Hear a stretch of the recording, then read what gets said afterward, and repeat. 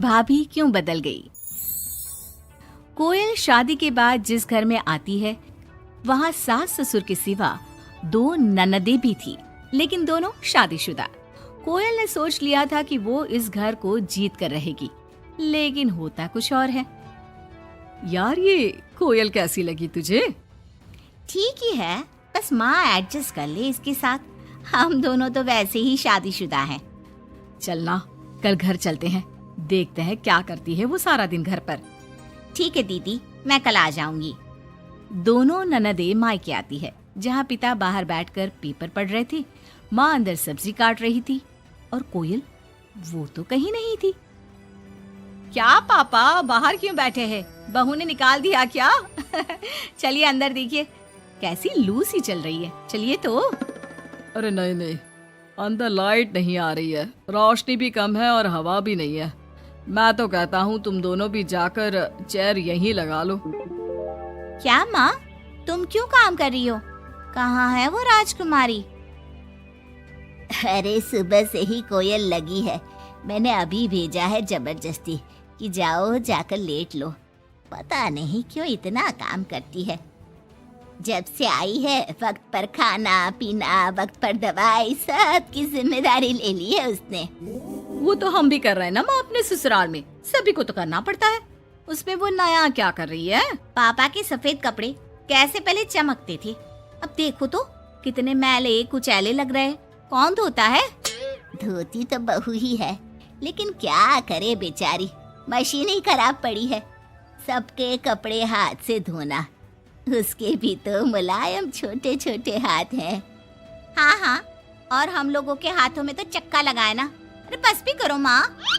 दोनों बहनें माँ बाप को काफी भड़काने की कोशिश करती, लेकिन कोई फायदा नहीं होता। पर कहते हैं ना, बेटी तो बेटी होती है उन लोगों के जाने के बाद। क्या बात है माँ जी, कोई आया था क्या? हाँ, वो तेरी दोनों ननदें आई थी। अरे तुम मुझे उठाया क्यों नहीं माँ? मैं भी मिल लेती ना दोनों दीदियों से। अरे ना बेटा, तभी तो तू सोने गई थी। मैंने उन लोगों को खाना बनाकर खिला दिया, चिंता ना कर। कोयल को सास की बात अच्छी लगती है। वो अंदर जाने लगती है कि सास उसे टोक देती है। बेटा, वो तेरे ससुर जी के कपड़े काफी मैले कुचैले लगते हैं, थोड़ा ठीक से धोया कर। हाँ जी माँ जी। कोयल सास को कुछ नहीं कहती, लेकिन रात में जब पति आता है तो कोयल उससे कहती है, सुनिए, पापा के घर के पहनने वाले कपड़े काफी पुराने हो गए हैं। मैंने कई बार उसे धोया, लेकिन उनमें चमक ही नहीं आती। अगर आप कुछ पैसे देते तो मैं पापा के लिए घर पहनने के लिए नए कपड़े लेकर आऊं। हाँ हाँ कोयल, क्यों नहीं, जरूर। अगले दिन कोयल खाना बनाकर बैठी ही होती है कि छोटी ननद आ जाती है। अरे नमस्ते दीदी, कैसी हैं? आइए बैठिए, मैं आपके लिए नींबू पानी बनाती हूँ। आपको अच्छा लगता है ना? वो माँ कहाँ है? कोयल को अजीब सा लगता है कि ननद ने उसे पूछा तक नहीं, ना ही नमस्ते किया। सामने से माँ आती है। माँ, वो मैं बाजार जा रही थी तो सोचा आपसे मिलती चलूं। अच्छा माँ, जरा नींबू पानी बना देना, बहुत मन कर रहा है। हाँ हाँ, तू बैठ, मैं बना कर लाती हूँ। कोयल को लगता है कि बेटी है, माँ के हाथ का स्वाद मिस करती होगी। इसमें बुरा मानने वाली कोई बात नहीं है। दीदी, मैं भी बाजार जा रही हूँ, आपके साथ ही चलती हूँ। ननद भाभी दोनों मार्केट जाती है, जहाँ कोयल ससुर जी के लिए कपड़े लेती है। क्या जरूरत है भाभी, पापा को उनकी पसंद के कपड़े ले देती ना, उन्हें यहाँ पर लाकर। पर दीदी, पापा तो लुंगी ही पहनते हैं और एक ही डिजाइन की, तो इसमें पसंद नापसंद की क्या बात है? आपसे क्या बोलना। मार्केट में कोयल की किसी दुकानदार से बहस हो जाती है, लेकिन वो देखती है कि ननद उसका साथ देने के बजाय भीड़ का हिस्सा बनी खड़ी होती है, जैसे कि वो उसे जानती ही नहीं। कोयल घर आती है। अरे बेटा, क्या जरूरत थी नए कपड़ों की? पापा, मैंने ना आपके कपड़े धोने की काफी कोशिश की, लेकिन वो पुराने हो गए थे ना, इसलिए ऐसे मैले से लग रहे थे। सास भी समझ जाती है कि कोयल ने कपड़े धोने में मेहनत तो की ही होगी। एक रोज फिर दोनों ननदें आती है। कोयल अब दोनों ननदों को मनाने के लिए कोई ना कोई तरकीब निकालती है। ये साड़ी दीदी को दे देती हूँ, मेरी नई साड़ी है, कम से कम साड़ी देखकर खुश हो जाएंगी। दीदी, ये साड़ी आप ले लीजिए। और छोटी दीदी, मैं आपकी पसंद की पालक पनीर बनाती हूँ, आप लोगों के आने से घर में कितना अच्छा लगता है ना। दोनों कुछ नहीं बोलती, अब तो जब भी दोनों ननदें घर आती, कोयल के सास ससुर को भी भड़काकर चली जाती, जिसके बाद से ही दोनों का रवैया कोयल के लिए कुछ दिनों के लिए बदल जाता। पता है कोयल, मेरी छोटी बेटी सास को घर में एक काम करने नहीं देती, सारा दिन बिठा के खिलाती है। कम से कम तुझे मेरा साथ तो मिला है, क्यों? कोयल कुछ नहीं कहती, लेकिन अब वो थक चुकी थी।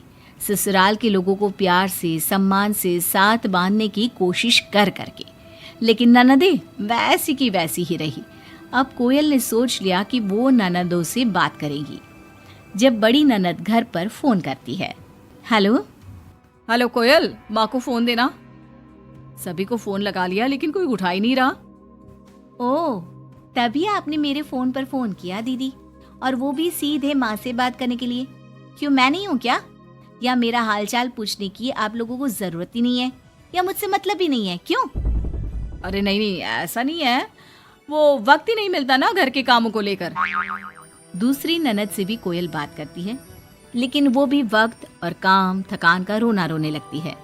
कोयल को लगता है कि शायद उसकी ननदों से बात करके उससे सब सॉल्व कर लिया, लेकिन ऐसा होता नहीं है। ननदों का व्यवहार वैसा का वैसा ही रहता है। जिसके बाद कोयल भी कुछ ठान लेती है। एक रोज छोटी ननद घर आती है।